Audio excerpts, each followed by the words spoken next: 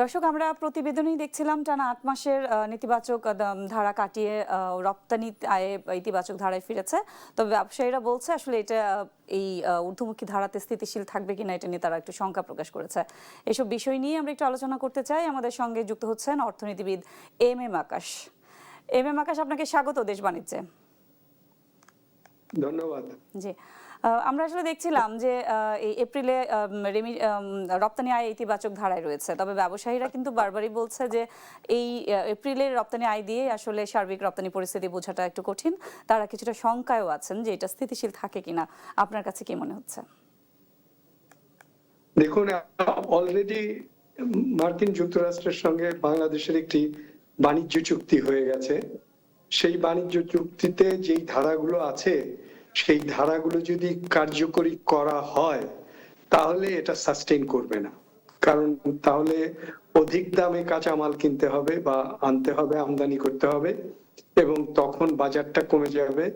এবং যদি এই চুক্তি বাতিল করা হয় তাহলেও এটা সাস্টেইন করবে না, কারণ আমেরিকা তখন অধিক ট্যারিফ আরোপ করবে।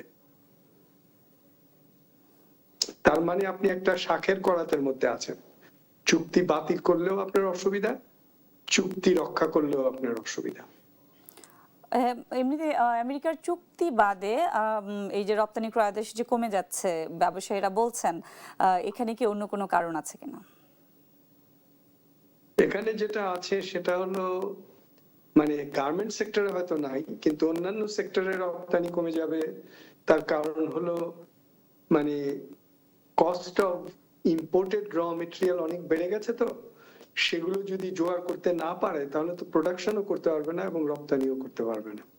এবং কস্ট অফ ইম্পোর্টেড র মেটেরিয়াল বেড়ে গেছে কারণ হলো আপনার যে রেট অফ ফরেন এক্সচেঞ্জ, তাতে আগে ছিল হয়তো যা ছিল তার চেয়ে 30% হয়তো rate of foreign exchange against Bangladesh চলে গেছে। ব্যবসায়ীরা বারবার আসলে জ্বালানি সংকটের কথা বলছিল যে বিদ্যুৎ জ্বালানি সংকটের কারণে লোডশেডিং হচ্ছে, যে কারণে চাহিদা মতো তারা উৎপাদন করতে পারছে না এবং ডেলিভারিতে। এটা ঠিকই বলেছেন।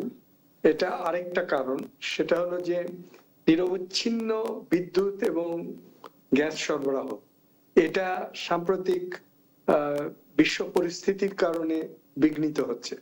কারণ আপনি তো দেশীয় ক্যাপাসিটি, মানে বিদ্যুৎ ক্যাপাসিটি তৈরি করেছেন, কিন্তু বিদ্যুতের জ্বালানি তো আপনি দেশীয় কূপ খনন করে বা দেশীয় কয়লা তুলে এগুলো করেননি। সুতরাং আপনাকে আমদানি নির্ভর জ্বালানির উপর নির্ভর করতে হচ্ছে, এবং এই আমদানি জ্বালানিটা আপনি প্রধানত আনেন মধ্যপ্রাচ্য থেকে। এখন মধ্যপ্রাচ্যে যদি যুদ্ধ পরিস্থিতি থাকে তাহলে সেটা আসবে না। এটা না আসলে আপনার এনার্জি ক্রাইসিস থাকবে, এনার্জি সিকিউরিটি থাকবে না। এনার্জি ক্রাইসিস এবং এনার্জি সিকিউরিটি না থাকলে আপনি মানে প্রোডাকশনও ঠিক মতো চালাতে পারবেন না এবং রপ্তানি জি, ব্যবসায়ীরা যে সংখ্যাটা করছেন তার কিছুটা হলেও আসলে তাদের সংখ্যাটা উড়িয়ে দেওয়া যায় না। আপনাকে অসংখ্য ধন্যবাদ আমাদের সঙ্গে যুক্ত হবার জন্য।